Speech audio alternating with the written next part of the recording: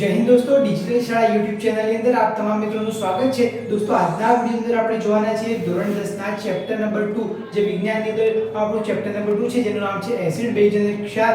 તો એ ચેપ્ટરના આપણે ઇમ્પોર્ટન્ટ પ્રશ્નો અને જરૂરી જે કોન્સેપ્ટ છે તમારી એક્ઝામની અંદર પૂછાતા હોય છે એ આપણે પ્રથમ પરીક્ષા હોય, દ્વિતીય પરીક્ષા હોય, વાર્ષિક પરીક્ષા હોય, તમારી એકમ કસોટી કે નિદાન કસોટી હોય, દરેક પરીક્ષાની અંદર આવા જે પ્રશ્નો છે એ હંમેશા પૂછાતા હોય છે. તો એવા પ્રશ્નોની ચર્ચા આપણે આજના વિડિયોની અંદર કરવાના છીએ. જો તમે ચેપ્ટર નંબર 1 રાસાયણિક પ્રક્રિયા અને સમીકરણોનો વિડિયો ના જોયો તો ડિસ્ક્રિપ્શન બોક્સની અંદર લિંક આપેલી છે, ત્યાંથી તમે જોઈ શકો છો. તો ચાલો જઈએ આપણે બોર્ડ ઉપર ને સંપૂર્ણ માહિતી સમજીએ. તો દોસ્તો, વાત કરીએ આપણે જે ચેપ્ટર નંબર 2 છે કે એસિડ બેઝ અને ક્ષાર, આપણું જે ચેપ્ટર નંબર 2 છે એના ઇમ્પોર્ટન્ટ પ્રશ્નોની વાત કરીએ. મોસ્ટ ઇમ્પોર્ટન્ટ જે તમારા ક્વેશ્ચન છે અને સાથે સાથે યુઝફુલ કોન્સેપ્ટ છે બધા જની વાત આપણે આજના વિડિયોની કરવાના છીએ. તો સૌથી પહેલા 4 ગુણમાં પૂછાવાલા પ્રશ્નોની વાત કરીએ અને તમારે 4 ગુણના પ્રશ્નો માટે કયા પ્રશ્નો તૈયાર કરવા એની વાત કરીએ. તો 4 ગુણની અંદર તો પહેલો જ પ્રશ્ન છે તમને સ્ક્રીન પર દેખાય છે, અહીંયા બોર્ડ પર લખેલો છે, હું તમને વાંચીને પણ સમજાવું છું. કયો છે કે સોડિયમ કાર્બોનેટની મંદ HCl એટલે કે મંદ હાઇડ્રોક્લોરિક એસિડ સાથેની પ્રક્રિયા છે એ તમારે આકૃતિ દોરીને સમજાવવાનું છે. તમારે મંદ એસિડ સાથેની પ્રક્રિયાનો જે પ્રયોગ છે કે જે પ્રક્રિયા છે તમારે આકૃતિ સાથે સમજાવવાની છે. બીજા નંબરે છે કે એસિડ બેઝની પ્રબળતા કઈ કઈ રીતે નક્કી થાય છે.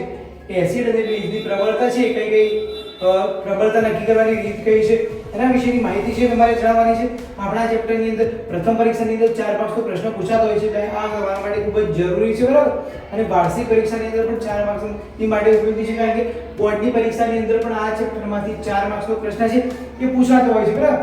નેક્સ્ટ પ્રશ્ન છે તમારા માટે મોસ્ટ આઈએમપી છે, જે છે દોવાના સોડાની બનાવટ તથા ઉપયોગ લખો.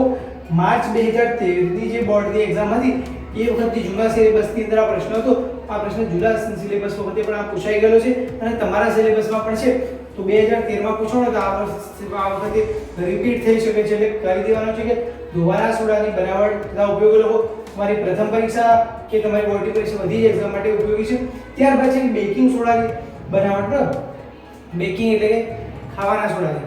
તો ખાવાના સોડાની બનાવટ તથા તેના ઉપયોગો છે એ જણાવવાના છે કે માર્ચ 2020 ની બોર્ડની પરીક્ષા હતી, એટલે કે હવે જે તમારો અત્યારે જે સિલેબસ છે એ પ્રકારના સિલેબસની અંદર પણ પૂછાઈ ચૂક્યો છે. તો આ બંને પ્રશ્નો છે કરવા ખૂબ જ જરૂરી છે. ત્યારબાદ POP એટલે પ્લાસ્ટર ઓફ પેરિસ અને પાણી વચ્ચેની પ્રક્રિયા છે.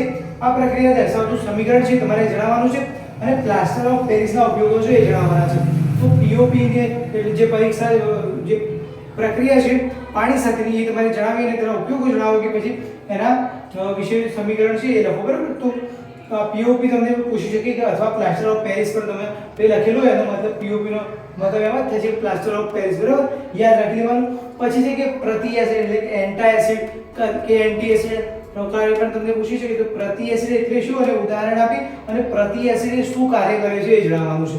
તો આ પ્રશ્ન છે તમારા માટે ખૂબ જ ઇમ્પોર્ટન્ટ છે. 4 માર્ક્સની અંદર અમુક પ્રશ્નો મેં સિલેક્ટેડ પ્રશ્નો છે. દાણાદાર ઝીંકની મંદ H2SO4 એટલે કે દાણાદાર ઝીંકની મંદ સલ્ફ્યુરિક એસિડ સાથેની પ્રક્રિયા દર્શાવતા પ્રયોગનું આકૃતિ સહિત વર્ગીકરણ કરવાનું છે.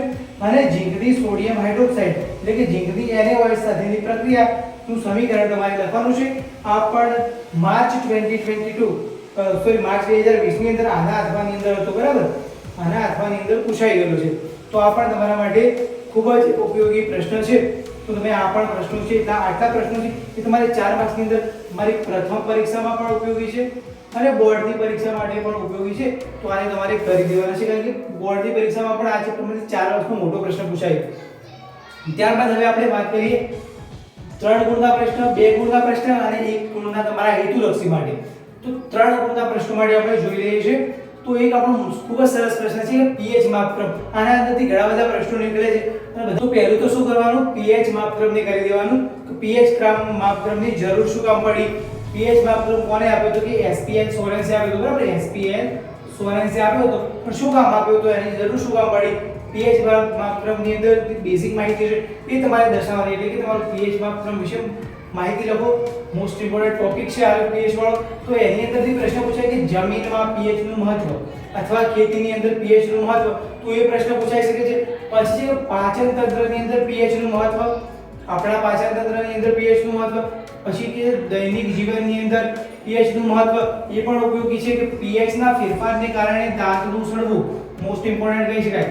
pH ના ફેરફારને કારણે જે આપણા દાંતના ઉપરનું જે સ્તર હોય છે કેલ્શિયમ કાર્બોનેટનું કે જે સ્તર હોય છે એ સડવાનું જે પ્રશ્ન છે એના વિશેનો પ્રશ્ન છે, એ તમારા માટે ઉપયોગી છે. પછી કે મધમાખીના ડંખની અંદર pH નું મહત્વ, એ પણ તમારા માટે ખૂબ જ ઉપયોગી પ્રશ્ન છે. તો કે આ pH નો એક પ્રશ્ન છે, એનાથી કેટલા પ્રશ્નો નીકળ્યા. તમે એક pH નો આટલો પ્રશ્ન કરી દો તો તમારા બધા જ પ્રશ્નો કવર થઈ જાય. પછી pH ની અંદરથી જ પ્રશ્ન નીકળે છે MCQ તરીકે, કે કોઈ પણ પ્રશ્ન તમને આપેલો હોય છે કે ખાલી જગ્યા એસિડ છે તો એની pH કેટલી, પછી કે વિનેગરની pH આપેલી હોય, કે માનવ લોહી હોય, કે દૂધ હોય, કે નિસ્યંદિત પાણી હોય, બરાબર. તો આ રીતે તમને જોડકા આપેલા હોય કે ખાલી જગ્યાની આની pH આની pH, તો આ તમારે આની જે pH હોય એની સામે જોડવાનું, આની pH સામે જોડવાનું. તો એ રીતે pH તમારે કયા પદાર્થની pH કેવી એના જોડકા જોડો. અથવા તમને ડાયરેક્ટ પ્રશ્ન પૂછો કે નિસ્યંદિત પાણીની pH કેટલી, તો નિસ્યંદિત એટલે કે વરસાદનું પાણી, એની pH 1 થાય. એ રીતે પ્રશ્ન તમને પૂછી શકે છે. તો એ માટે પણ તમને 1 માર્ક્સની અંદર ખૂબ જ ઉપયોગી બને છે. તો દોસ્તો ત્યારબાદનો આપણો નેક્સ્ટ પ્રશ્ન છે કે વિરંજન પાવડરનું સૂત્ર જણાવી અને તેના ઉપયોગો લખો. વિરંજન પાવડરનું સૂત્ર જણાવવાનું છે અને તેના ઉપયોગો લખવાના છે, બરાબર. ત્યારબાદ તમારે છે કે સાંદ્ર અને મંદ એસિડ છે, તો મંદ એસિડ કોને કહેવાય એની વ્યાખ્યા આપો, સાંદ્ર એસિડ કોને કહેવાય એની વ્યાખ્યા આપો. તો બંને કરવાનું છે. અથવા તમને મંદ અને સાંદ્ર એસિડ વચ્ચેનો તફાવત પણ પૂછી શકે છે. તો આ તમારા માટે ઉપયોગી પ્રશ્ન કહી શકાય. ત્યારબાદ તમારા મોસ્ટ ઇમ્પોર્ટન્ટ પ્રશ્ન, આ તો તમારે છે એ કરવાનું છે, બરાબર. તો મોસ્ટ ઇમ્પોર્ટન્ટ તરીકે પ્રશ્ન તરીકે છે કે રાસાયણિક પ્રક્રિયા સંતુલિત કરો. રાસાયણિક પ્રક્રિયા સંતુલિત કરો. તમને કોઈ રાસાયણિક પ્રક્રિયા આપેલી છે કે કોઈ પણ તમને ધારો કે એક પ્રક્રિયા આપેલી છે, એની અંદર એક જગ્યાએ x મૂકી દીધું છે નિપજની અંદર, અહીંયા તમારો એક પ્રક્રિયક છે a પ્લસ પ્રક્રિયક છે b, બરાબર.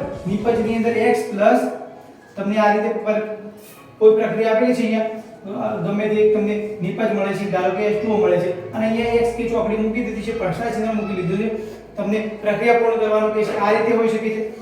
અથવા તમને પૂછી શકે છે કે કોઈ પણ રાસાયણિક પ્રક્રિયા છે અને સમીકરણ સ્વરૂપે લખો. તો તમને કે ઝીંકની ઓક્સિજન સાથેની પ્રક્રિયા છે અને રાસાયણિક સમીકરણ સ્વરૂપે લખો. તો એ પ્રમાણે પણ તમને પૂછી શકે છે. તો એ પણ તમારા માટે ઉપયોગી છે. કઈ નહીં તો તમને આમાંથી પણ ઘણીવાર 4 માર્ક્સનો પ્રશ્ન પૂછી દીધા હોય છે, બરાબર. કે આ રીતે તમને 3 પ્રક્રિયા આપેલી છે, 3 પ્રક્રિયાની અંદર કંઈક ને કંઈક ખૂટતું હોય તો એ તમારે જણાવવાનું છે, અને તમને તેના ગ્રુપના 3 કે 4 માર્ક્સ છે એ મળી જતા હોય છે. તો આ તમારે કરી દેવાનું. ખૂબ જ સરસ પ્રશ્ન છે અને સરસ એવા માર્ક્સ તમારા આમાંથી કવર થાય છે. ત્યારબાદ છે તટસ્થીકરણ પ્રક્રિયા. તટસ્થીકરણ પ્રક્રિયા માર્ચ 2019 આઈ થિંક પૂછાઈ ગયેલી છે, 2-3 વાર પૂછાઈ ગઈ છે, એટલે માર્ચ 2019 માં આઈ થિંક પૂછાઈ ગયેલી છે. તો ખૂબ જ ઉપયોગી પ્રશ્ન છે, બરાબર. તટસ્થીકરણ પ્રક્રિયા. દોસ્તો આટલા પ્રશ્નો છે તમારા માટે ખૂબ જ ઉપયોગી છે તમારા ચેપ્ટર નંબર 2 એસિડ બેઝ અને ક્ષારમાંથી. તો આટલા પ્રશ્નોનો તમે સ્ક્રીનશોટ લેવો હોય તો સ્ક્રીનશોટ લઈ શકો છો. સાથે સાથે આ પ્રશ્નોની પીડીએફ તમારે ડાઉનલોડ કરવી છે સોલ્યુશન સાથે. તો અમારી વેબસાઇટ છે thedigitalsala.com, એના ઉપર જઈને ડાઉનલોડ કરી શકો છો. અથવા તમે ડાયરેક્ટ ડિસ્ક્રિપ્શન બોક્સની અંદર લિંક આપેલી છે તેના પર ટેપ કરશો તો સીધા પહોંચી શકશો આ વેબસાઇટ ઉપર. ત્યાંથી પીડીએફ પ્રશ્નો સાથે ડાઉનલોડ કરી શકશો. ત્યારબાદ અમારું ઇન્સ્ટાગ્રામ પેજ છે ધ ડિજિટલ શાળા, એને ફોલો કરી દેજો. ત્યાં ખૂબ જ સરસ મજાની અપડેટ્સ છે તમને મળતી હોય છે. સાથે સાથે હવે તમે રીલ્સ મૂકીએ છીએ જેની અંદર તમને ફેક્ટ, ઇન્ફોર્મેશન એવા ઘણા બધા જે ઇન્ફોર્મેટિવ ટોપિક છે એના વિશેના જે શોર્ટ વિડીયોઝ છે ત્યાં મૂકતા હોય છે. અને ત્યારબાદ છે આપણી સ્કિલ્સ કી બાત જે સિરીઝ ચાલી રહી છે, એની અંદરનો પહેલો વિડીયો 4 વિડીયો ટોટલ થઈ ગયા છે એના અંડરની અંદર. તો ખૂબ જ ઉપયોગી છે. HTML, SQL, કોડિંગ અને 5 સ્કિલ્સ, એના વિશેના 4 વિડીયો છે એ ઓલરેડી અપલોડ થઈ ગયા છે અને 5મો વિડીયો આવે છે. તો સ્કિલ્સ કી બાતની જે પ્લેલિસ્ટ છે એ પણ ડિસ્ક્રિપ્શન બોક્સની અંદર છે, તો તેને પણ જોઈ શકો છો. ખૂબ જ ઉપયોગી બની શકે. તો આઈ હોપ તમને વિડીયો પસંદ આવે લાઈક કરજો. બીજા કોઈ ડાઉટ્સ હોય તો કમેન્ટ બોક્સની અંદર લખજો. નેક્સ્ટ વિડીયો કયા ટોપિક પર જોઈએ છે પણ જણાવજો. ફરી મળીએ નવા વિડીયો સાથે. જય હિન્દ, વંદે માતરમ.